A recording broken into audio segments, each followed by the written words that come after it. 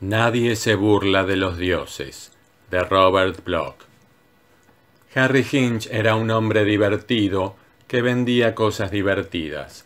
Tenía una agradable tienda pequeñita cerca del Strip, con una cortina de arpillera en el escaparate y un letrero que decía «¿Qué es lo que quieres?», y en el interior chucherías para todo el mundo. Había periódicos sensacionalistas y discos underground, por supuesto, y extravagantes pósters fotográficos de Teda Bara, pero la tienda de Harry no era simplemente uno de esos lugares donde se amontonan artículos de desecho procedentes del mundo universitario. De acuerdo, vendía pósters psicodélicos y cascos nazis, y cruces de hierro y caramelos blandos y pipas de girasol, pero también tenía algunas raras especialidades, como tarjetas de felicitación para el Día de la Madre subidas de tono, por ejemplo, y cosas de cuero, todo un arsenal de guantes, botas altas, fustas y correas para perros. Para las chicas tenía lencería provocativa, sujetadores que representaban dos peludas y estrujantes manos, y bragas diseñadas de modo que parecieran bocas abiertas con dos hileras de afilados dientes. Pero Harry se sentía orgulloso de los artículos creados por él mismo, además de los habituales botones y etiquetas para pegar. La virginidad causa cáncer, Drácula chupa y Mary Poppins es una drogadicta. Alineaba toda una serie de frases originales como «Se necesitan dos para arriar en profundidad», «Se necesita ser fino para ser afeminado» y «Ponga un incesto en su familia». Contemplándole, sentado en la parte delantera de la tienda, junto a la caja registradora, nadie pensaría que era un hombre de iniciativa y un atrevido. Había una docena de duplicados de Harry en la misma acera cerca del Strip. Todos iban atildados, vestían a la última moda, y cuando su cabello empezaba a retroceder dejaban que la habitual compensación creciera en sus mejillas. Plantaban céspedes, vendían billetes para viajes que uno no podía conseguir en las agencias de viajes normales. Le ponían en contacto con la pareja ideal sin necesidad de utilizar una computadora. Pero la mayoría de ellos no eran realmente creativos como Harry. Estaba aquel botón que decía «Soy un ardiente heterosexual» y aquella pegatina que decía «Precaución, este coche es conducido por Helen Keller». Las pegatinas eran una de las aficiones del viejo Harry. Cada noche se inventaba nuevos lemas como «Sé caritativo», «Contribuye a la delincuencia de menores» y «El doctor Fu Manchu está vivo y realizando abortos en Pasadena». Por supuesto, no todo el mundo comprendía a Harry. Había gente que decía que estaba siempre colocado. Pero uno puede esperar algo así de las personas ancianas. Su idea de la comedia negra termina en Amos y Andy. Los polis hacían todo lo posible por agarrarle, por detentar un buzón ilegal, cultivar drogas y otros asuntos semejantes. Pero Harry simplemente se echaba a reír y seguía amontonando dinero. Siempre había una alucinante multitud en la tienda de Harry, con los destartalados coches y extravagantes motos aparcados fuera, y los hippies y demás asimilados rebuscando dentro. Pero sabía hacer que las cosas se mantuvieran tranquilas, y el único ruido que se oía era el campanilleo de la caja registradora. Cuando se produjo el accidente, Harry estaba limpio. No era problema suyo si una jovencita llamada Kim Carmichael había meneado su minifalda ante las narices del viejo Graver. De acuerdo, se conocieron en su tienda, pero Harry no intervino para nada en ello. Harry ni siquiera había proclamado ser farmacéutico titulado, y aunque le vendió a Graver unos cuantos terrones de azúcar, eso no probaba que estuvieran cargados. El viejo Graver se ligó a Kim Carmichael, pero Harry no le dijo en ningún momento que compartiera sus terrones con ella mientras conducía. Harry nunca le dijo que chupara los terrones que le había vendido, y definitivamente Harry no le dijo que se saliera de la carretera en aquella pronunciada curva en lo alto del Mulholland y se hiciera picadillo allá abajo, él y Kim Carmichael. Cuando Harry supo la noticia, comprendió que debía desaparecer por un tiempo o tendría todos los números en el sorteo de los arrestos inmediatos. Así que colgó su cartel de «Dios está muerto y he ido a su funeral» en la puerta de entrada y se esfumó a toda velocidad. Pasado Baldy, en el bosque nacional, Harry poseía una pequeña propiedad. Apenas una cabaña, nada presuntuoso, simplemente un lugar donde estar tranquilo una temporada cuando las cosas se ponían calientes. Hacia allí se dirigió Harry, directo a las viejas montañas, alejado de las carreteras, con enormes árboles y picos y solitarios parajes a su alrededor. Se encerró en su cabaña y aguardó. En 1 o 2 semanas el alboroto se habría enfriado, y mientras tanto estaba a salvo de pelmazos, porque nadie sabía dónde estaba su retiro espiritual. El único problema era que estaba completamente solo, y se hacía oscuro enseguida, y los bosques estaban demasiado tranquilos. Harry nunca se había dado cuenta de lo acostumbrado que estaba a oír el petardeo de los escapes libres y el aullido de los transistores y al rugir de las autopistas, todos los sonidos de la civilización formando como un fondo musical, y echaba en falta las luces y las peludas multitudes que le hacían compañía en la tienda, incluso los morbosos que no hacían más que hablarse a sí mismos. Harry simplemente no era del tipo montañés, y aquella primera noche, cuando el sol se hubo puesto, estaba subiéndose ya por las paredes. Cuando se dio cuenta de que estaba poniéndose nervioso, Harry decidió alejar los malos pensamientos de su cabeza con un poco de terapia ocupacional, a medias con una botella de matarratas que tenía guardada para esas ocasiones. Un par de latigazos y se sintió algo mejor, pero aún le preocupaban las profundas sombras y la forma en que el viento empezaba a aullar por entre los árboles en torno a la cabaña. Así que se concedió otra sesión de la terapia y se puso a trabajar. No era cuestión de quedarse sentado allí y empezar a pensar en las noticias que había leído, en cómo el viejo tipo se había tirado en la curva por un barranco de 20 metros y en cómo el eje del manillar se le había clavado del esternón a la espina dorsal, y en cómo en las volteretas Kim Carmichael se había ido destrozando las piernas y luego los brazos y luego el rostro. No, era mejor dedicarse a un trabajo algo más constructivo, y en nada de tiempo estaba garabateando nuevas ideas para pegatinas. Patee a su Hobbit, para los amantes de Tolkien, y algo para los Zen. El gran Buda te vigila, y luego, la realidad es un engaño.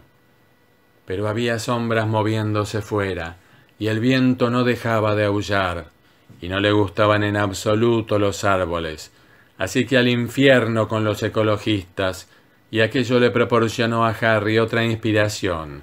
Escribió: «El oso panda es un piromaníaco». Aquello le hizo sentirse un poco mejor.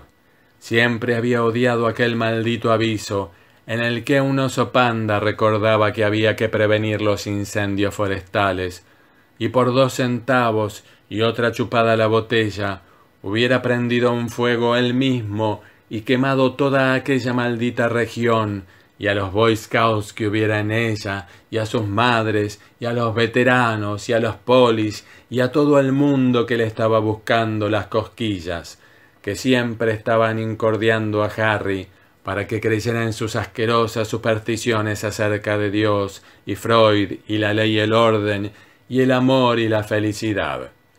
Todo aquello no era más que charlatanería, y Harry sintió deseos de echarse a reír. Aún estaba riendo cuando el doctor Carmichael entró. El doctor Carmichael o el profesor Carmichael, Harry no sabía cuál de las dos cosas era, ni le importaba. Todo lo que retuvo en su memoria cuando el tipo se presentó fue que aquel Carmichael era el padre de Kim Carmichael.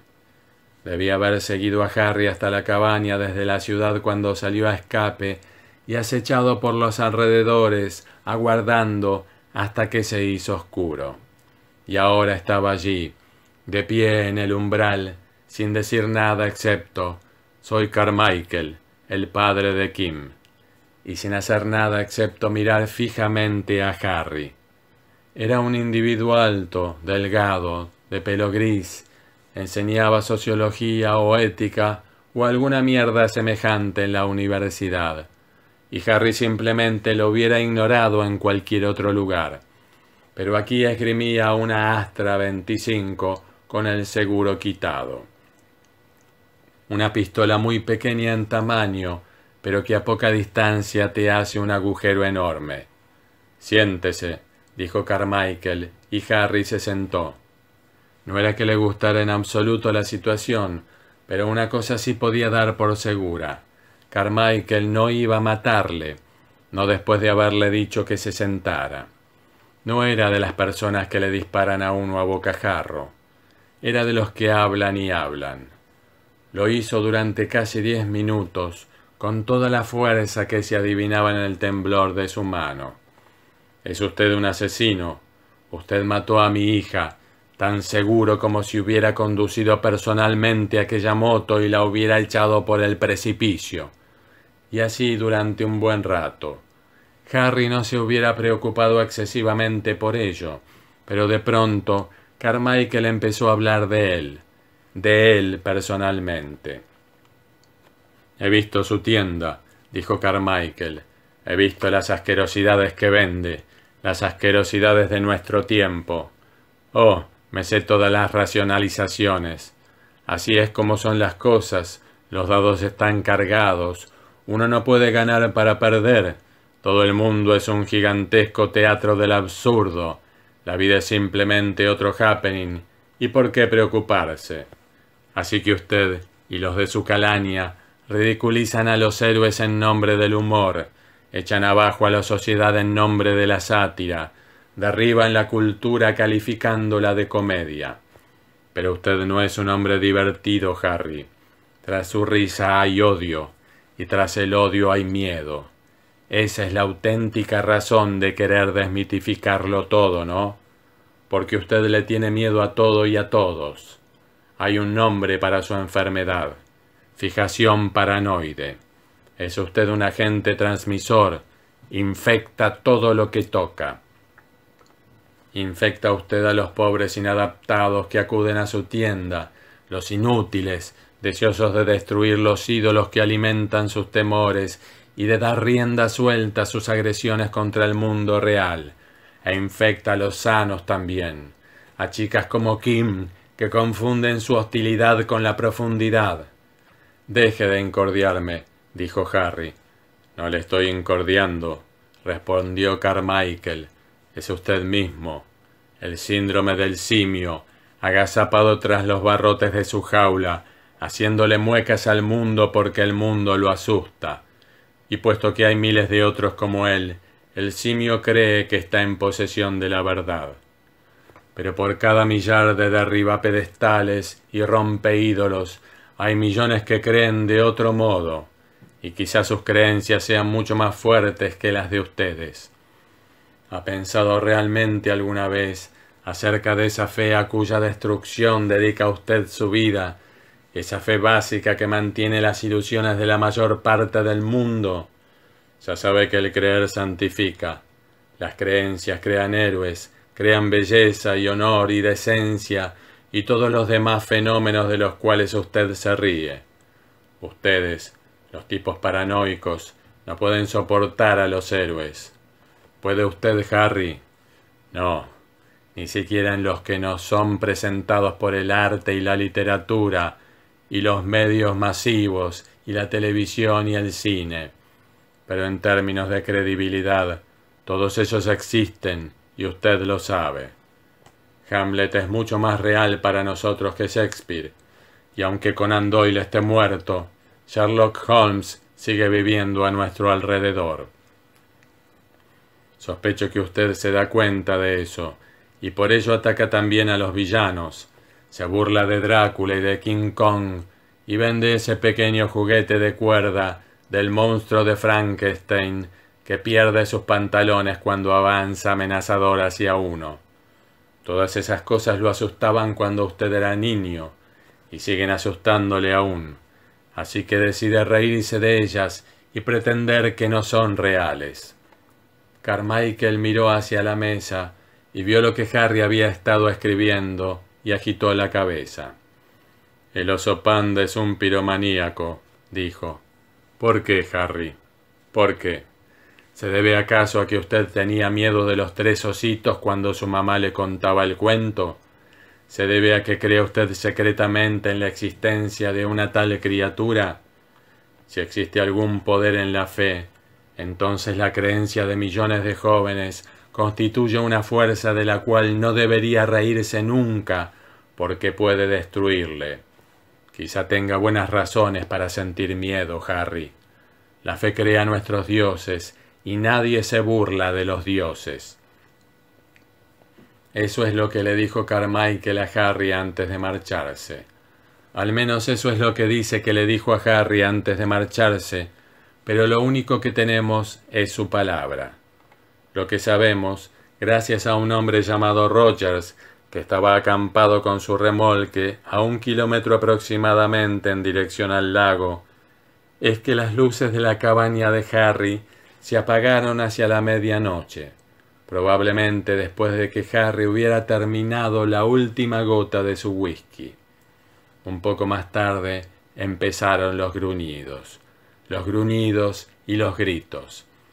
Sus ecos pudieron oírse por todo el lago, pero cuando Roger salió medio adormilado y llegó hasta la cabaña, tras recorrer tambaleándose el oscuro bosque, ya no había ningún sonido excepto el susurrar del viento. Harry ya estaba muerto entonces. Nadie hubiera podido sobrevivir a aquellos zarpazos y mordiscos. Quizá Carmichael estuviera mintiendo, quizás estuviera loco y regresara para caer sobre Harry en la oscuridad, desgarrando y mordiendo y despedazando su cuerpo. Quizá incluso fuera él quien dejara aquel extraño objeto en el suelo de tierra apisonada de la cabina, junto al cuerpo de Harry, aquel roto y aplastado sombrero de Boy Scout, con su inconfundible olor animal. Quizá sí, pero nadie pudo explicar jamás las huellas de pisadas de las patas de un oso panda.